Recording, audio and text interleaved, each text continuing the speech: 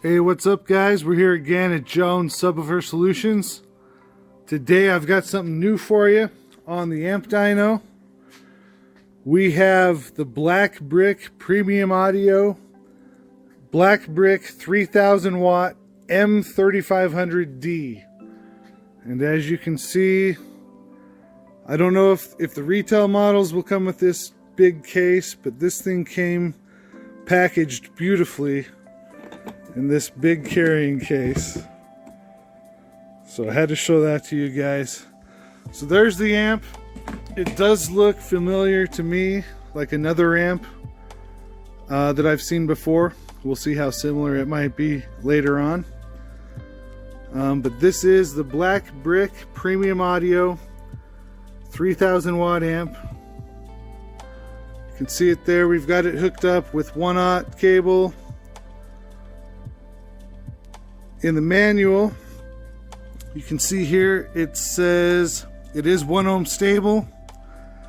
It has 3000 watts at 1 ohm rating, 2500 watts at 2 ohm, and 1450 watts rating at 4 ohms at 1% distortion. So that is going to be pretty much what our certified test does. So again, we're looking 3000 watts, 2500 watts, and 1450. The amp came with a nice little bass knob here. If it'll focus for us, it says minimum max. Feels good when you turn it. This is aluminum. I'm assuming aluminum instead of plastic. It is branded Black Brick Audio. Came with some mounting screws. And this was kind of interesting. First time I've seen this. We got some Black Brick brand earplugs. So we'll see if we don't need those. So there you have it. Drop your guesses below. Let me know what you guys think it'll do. And we're going to get right to it. We're going to do our 4 ohm and 2 ohm runs first. And then we'll finish with 1 ohm runs. I do that when I'm uncertain how an amp will behave, just because the 1 ohm runs can be a little bit stressful for an amp. So as usual, I've got us all queued up to start our certified runs. And we're going to go 2 ohms.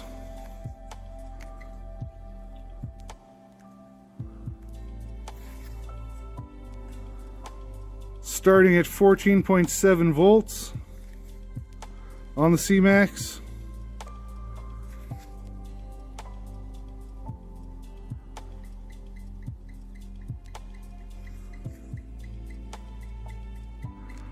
And we get 2,344 watts into 2 ohms, dropping to 14.41 volts. Not bad. I don't think that did rated though. And 4 ohms, I believe this was 1450, said it was rated. Starting at 14.7 volts.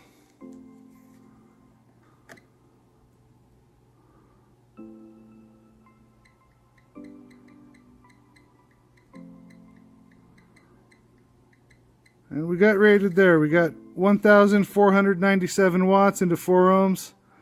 Drop to 14.5 volts. Okay, now we're going to do uncertified. And we're going to start at 2 ohms. And we're starting at 14.6 volts. Again, this was rated, I believe, 2500 watts is what it said.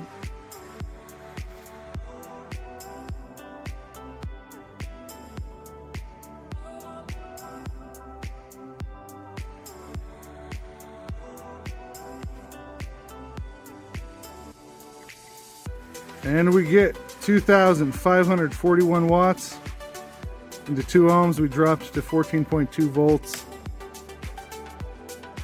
And 4 ohms.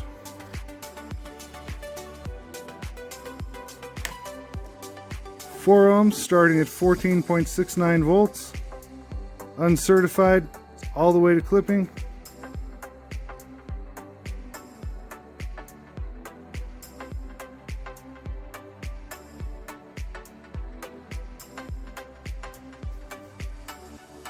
Still going. 1,561 watts into 4 ohms. Drop to 14.4 volts. Not too shabby. And we'll go to dynamic now. And we're going to start with 2 ohm dynamic.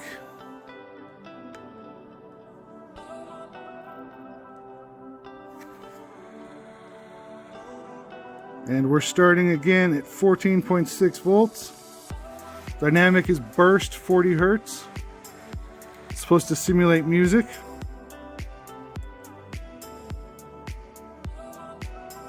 Wow.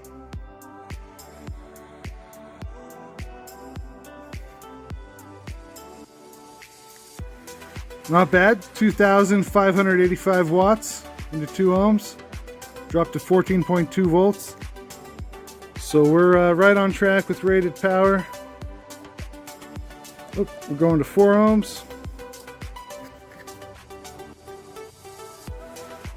And starting at 14.6 volts.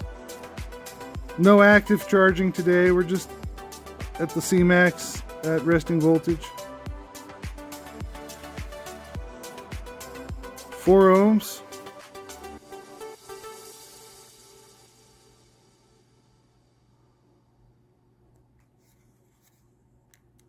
All right, 1,533 watts into 4 ohms, dropped to 14.4 volts. So now we're going to do 1 ohm dynamic burst run. Save the best for last. 1 ohm starting at 14.6 volts. Again, dynamic burst.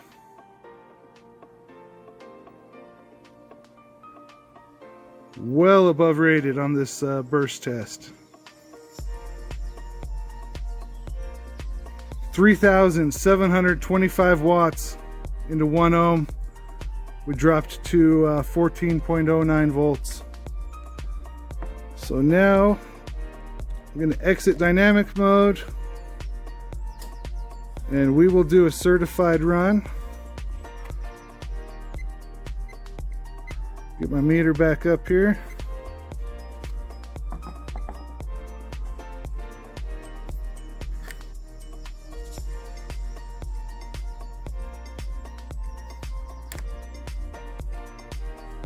And we will do certified 1 ohm. Starting a little lower now, which is fine, 14.58 volts. And again, certified is up to 1% distortion. Sorry about the focus there, here we go.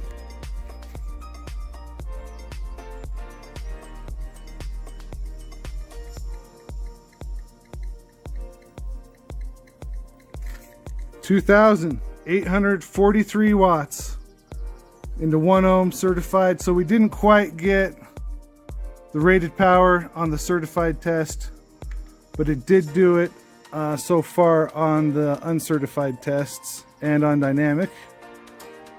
So we'll see how 1 ohm does uncertified.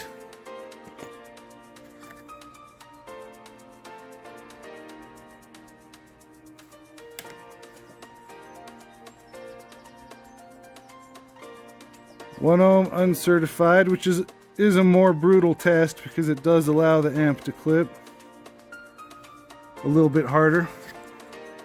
Starting at 14.58 volts. Uncertified, here we go.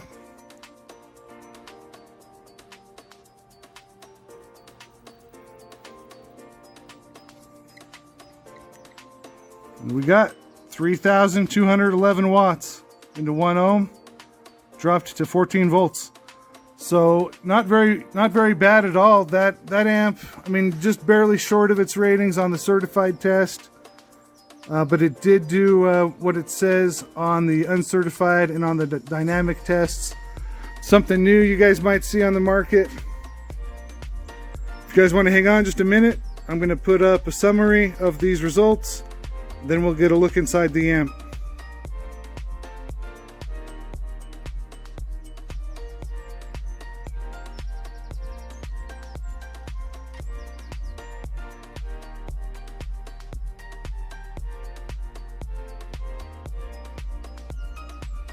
And we're back. Got the back plate off, and we can get a look inside here. Now I know what you're thinking. Are you seeing double? And yes, you are. It is 2 amps built into one, 2 boards bridged into one. There is an amp out there, as I mentioned. Some of you guys might know what it is, but there was an amp very similar to this.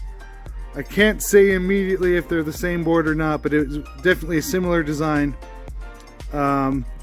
with similar ratings. But if I remember right, that other amp didn't dyno as well as this one did. But there is an amp out there with a similar design. You guys might have seen this twin board setup before. But anyway, there it is. We'll get a closer look in there. Some big beefy caps on each board. And it looks like there's both 8 gauge and 4 gauge in there, tying things together. So now we'll take a look at the end plates here. This big boy amp, gotta tip it way back. So it does have, full size 1/0 power and ground inputs. My welding cable slid in there, no problem. It looks like you could probably get 8 gauge into the speaker connections. I use 12 gauge here, it fit in no problem. Same with the remote wire. It's always bigger than it needs to be. And on this end, you've got a protect and power light. Now, one thing to note, I did see the protect light had a faint glow even when everything was off. But when I powered it on, green light on power, everything works fine. I don't know if that's an indicator that there's just power at the amp and it's resting, or if it means something else, but it wasn't in protect. There's your plug for the remote, that bass remote. You got left and right RCA inputs, minimum maximum gain. Low pass filter is 40 Hertz to 180 Hertz. Subsonic filter is off up to 50 Hertz. The bass boost frequency is variable from 30 to 80 Hertz. And the bass boost is adjustable from 0 to 12 dB. One thing I did forget to note to you guys is on this the power side, it does use dust on it. Does use these Phillips connections, and on the 1/0 size cable, man, it just feels like those are gonna give out when you really crank it down on there. I really prefer an Allen wrench connection, but they worked. They did fine for what we needed. The amp, like I said, more or less it did its rated power. A little shy of it on certified. Sometimes that happens. These are new to market, so there may be some changes that are made before these go full retail. So as always, leave a comment below. Let me know what you guys think. Please, if you have any suggestions, I'd love to hear it. I want to thank all of you for watching, especially my new subscribers. Thank you all. See you next time.